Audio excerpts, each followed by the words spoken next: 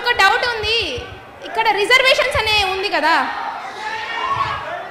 Reservations అనేటివి ఉన్నాయి.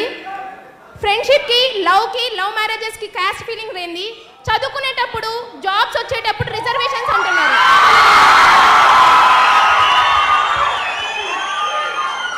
ఈ క్వశ్చన్ నేను ఒక్కటి క్వశ్చన్ చేస్తుంది, ఒకరిని మాత్రమే కాదు, ఇక్కడ ఉన్న ప్రతి స్టూడెంట్ని నేను క్వశ్చన్ చేస్తున్నాను. ఫ్రెండ్షిప్ చేసేటప్పుడు నో క్యాస్ట్ అన్నారు, లవ్ చేసేటప్పుడు నో క్యాస్ట్ అన్నారు, లవ్ మ్యారేజ్ చేసేసుకునేప్పుడు ఫ్రెండ్స్ ఉన్నారా, మాకు క్యాస్ట్ ఫీలింగ్ లేదు అన్నారు. అదే ఒక ఓసీ స్టూడెంట్ ఎగ్జామ్ ఫీజు కట్టలేక, జాబ్ల కాడ అప్లికేషన్ ఫీజులు లేక బయట నిలబడిన రోజులు చాలా ఉన్నాయి సార్.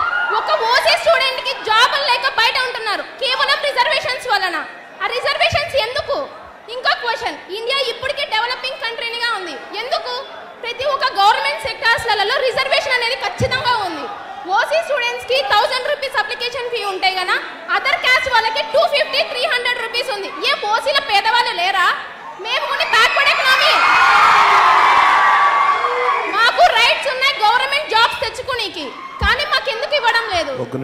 గవర్నమెంట్ సెక్టార్స్లో ఒక సెక్టార్ని కన్నా చూసుకుంటే కన్నా ఆల్మోస్ట్ అందరూ ఓసీ కన్నా మిగతా క్యాస్ట్ వాళ్ళే ఉన్నాయి. క్యాస్ట్ ఫీలింగ్ గురించి నేను మాట్లాడడం లేదు సార్. ఇక్కడ నేను క్వశ్చన్ చేస్తుంది ఏంటంటే, ఒకప్పుడు అంబేద్కర్ చేశారు, ఎందుకు? ఒకప్పుడు చాలా డిఫరెన్సెస్ ఉన్నాయి, కానీ ఇప్పుడు ఆ డిఫరెన్సెస్ లేవు. ఇప్పుడు చూస్తే ఒక ఓసీ క్యాండిడేట్, ఒక ఎకనామికల్గా బ్యాక్గ్రౌండ్ ఉండేది ఎవర్రా అంటే ఖచ్చితంగా ఒక ఓసీ క్యాండిడేట్. అది రెడ్డిస్ అయినా ఉంటారు, వైశ్యాస్ అయినా ఉంటారు, ఏ ఓసీ క్యాండిడేటే ఉంటాడు. ఎందుకంటే ఒకప్పుడు మేము రిచ్ ఉండొచ్చు, ఇప్పుడు లేరు అది సిచ్యువేషన్.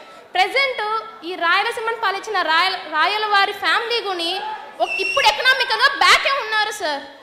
ఒక ముస్లిం కానీ క్రిస్టియన్ కానీ, ఇక్కడ నేను మెన్షన్ చేస్తుంది క్యాస్ట్ జస్ట్ ఫర్ ఇన్ఫర్మేషన్, నేను ఏ క్యాస్ట్ ఫీలింగ్ గురించి మాట్లాడడం లేదు. కానీ ఇప్పుడు ప్రతి ఒక్క స్కూల్స్లో కానీ బుక్స్ అనేది ప్రొవైడ్ చేస్తున్నారు. అట్లీస్ట్ బుక్కులు కడగడం రిజర్వేషన్ ఏంటి సార్? చదువు అనేది ప్రతి ఒక్కరికి ఈక్వలే కదా.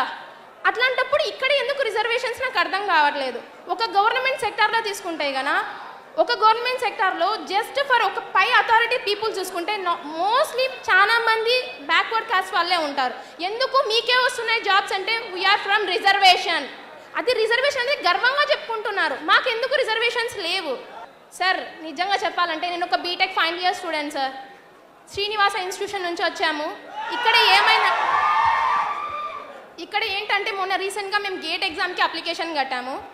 Application fee 1500 sir for OC candidates. For girls రిజర్వేషన్కి 750 రూపీస్ సార్. నెక్స్ట్ కేటగిరీ వాళ్ళకి 500 రూపీస్ సార్. అప్లికేషన్ ఫీ మాత్రమే. ఏం సార్ మా ఓసీలలో పేదవాళ్ళు లేరా? మేము అంత స్తోమత కట్టుకోలేము సార్. అట్లీస్ట్ గర్ల్స్ ఓసీ ఉన్న క్యాండిడేట్స్కి 750కి తగ్గించారు సార్. ఓసీ ఉన్న బాయ్స్ ఎంతమంది ఎగ్జామ్ ఫీజు కట్టలేక అటెంప్ట్ కాలేదు సార్? ఎందుకు కావడం లేదు? చదువు కాడ ఈక్వాలిటీ అన్నారు. నేను చిన్నప్పుడు 10th-లోనో 6th-లోనో చదివా సార్. లా ముందర అందరు ఈక్వల్. ఎక్కడ ఈక్వల్ ఉంది సార్?